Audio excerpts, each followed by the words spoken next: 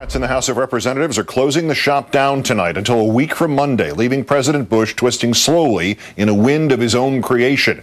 Our third story in the countdown, the FISA bill and the retroactive immunity for the telecom giants that helped Mr. Bush illegally eavesdrop on Americans will thus just sit there, unacted upon, not even a temporary extension, which the Republicans and Mr. Bush refused, despite the president's threats that if the bill is not passed by Saturday, there would be a breakdown in counterterrorism surveillance and plagues of locusts and stuff.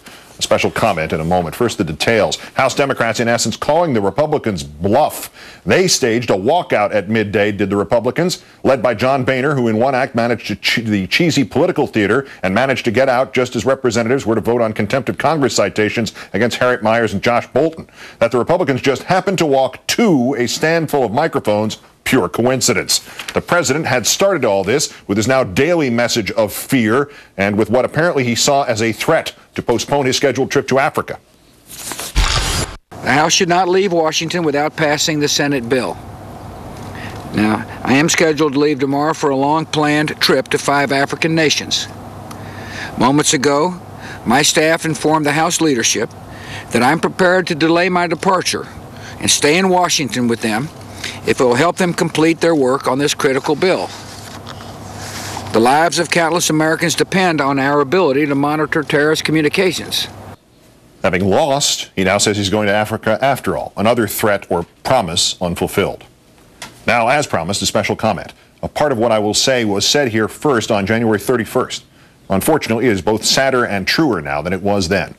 Who's to blame? Mr. Bush also said this afternoon. Look, these folks in Congress passed a good bill late last summer. The problem is they let the bill expire. My attitude is if the bill was good enough then, why not pass the bill again? You know, like the Gulf of Tonkin resolution, or Executive Order 9066, or the Alien and Sedition Acts, or slavery. Mr. Bush, you say that our ability to track terrorist threats will be weakened and our citizens will be in greater danger, yet you have weakened that ability. You have subjected us, your citizens, to that greater danger. This, Mr. Bush, is simple enough even for you to understand. For the moment, at least, thanks to some true patriots in the House and to your own stubbornness, you have tabled telecom immunity and the FISA Act. You, by your own terms and your own definitions, you have just sided with the terrorists. You got to have this law or we're all going to die. But practically speaking, you vetoed the law. It is bad enough, sir, that you were demanding an ex post facto law which could still clear the AT&Ts and the Verizons from responsibility for their systematic, aggressive, and blatant collaboration with your illegal and unjustified spying on Americans under this flimsy guise of looking for any terrorists who might be stupid enough to make a collect call or send a mass email.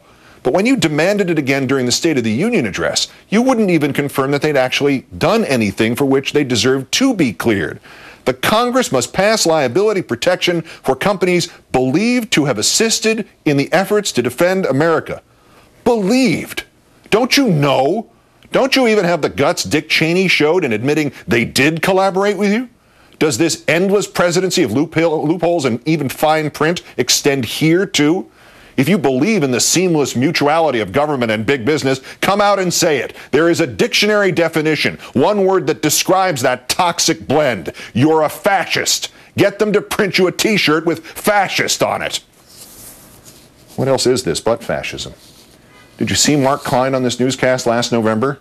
Mark Klein was the AT&T whistleblower, the one who explained in the placid and dull terms of your local neighborhood IT desk how he personally attached all AT&T circuits, everything, carrying every one of your phone calls, every one of your emails, every bit of your web browsing into a secure room number 641A at the Folsom Street facility in San Francisco, where it was all copied so the government could look at it.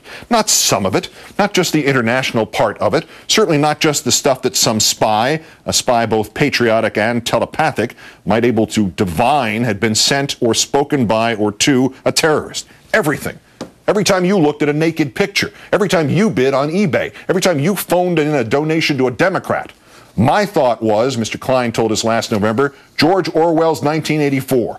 And here I am, forced to connect the Big Brother machine. If there's one thing we know about Big Brother, Mr. Bush, it's that he, well, you, are a liar. This Saturday at midnight, you said today, legislation authorizing intelligence professionals to quickly and effectively monitor terrorist communications will expire. If Congress does not act by that time, our ability to find out who the terrorists are talking to, what they are saying, and what they are planning will be compromised. You said that the lives of countless Americans depend on you getting your way. This is crap. And you sling it with an audacity and a speed unrivaled even by the greatest political felons of our history.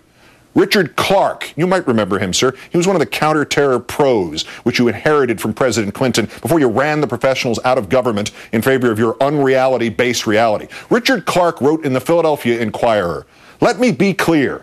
Our ability to track and monitor terrorists overseas would not cease should the Protect America Act expire. If this were true, the president would not threaten to terminate any temporary extension with his veto pen. All surveillance currently occurring would continue even after legislative provisions lapsed because authorizations issued under the act are in effect up to a full year." You are a liar, Mr. Bush. And after showing some skill at it initially, you have ceased to even be a very good liar. And your minions, like John Boehner, your Republican congressional crash dummies, who just happen to decide to walk out of Congress when a podium full of microphones await them, they should just keep walking out of Congress and, if possible, out of the country. For they, sir, and you, sir, have no place in a government of the people, by the people, for the people.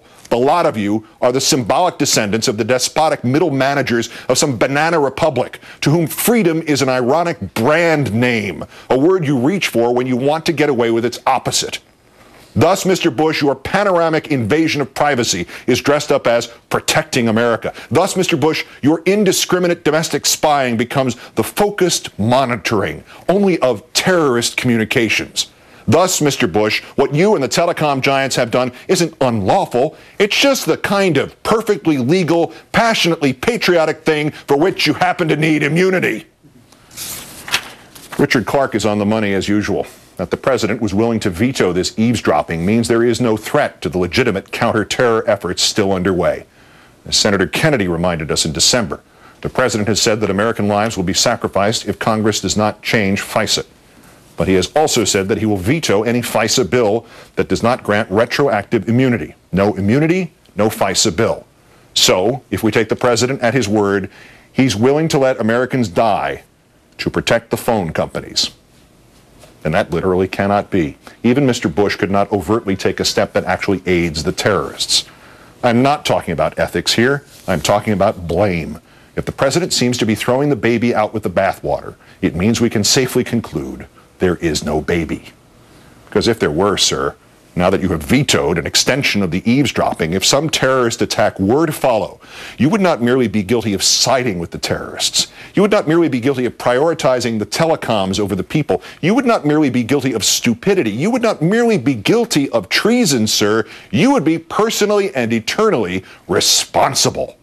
And if there is one thing we know about you, Mr. Bush, one thing you have proved time and time again, it is that you are never responsible. As recently ago as 2006, we spoke words like these with trepidation.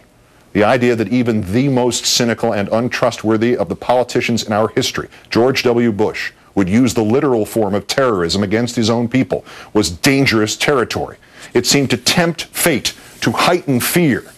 We will not fear any longer. We will not fear the international terrorists. We will thwart them. We will not fear the recognition of the manipulation of our yearning for safety. We will call that what it is, terrorism. We will not fear identifying the vulgar hypocrites in our government. We will name them.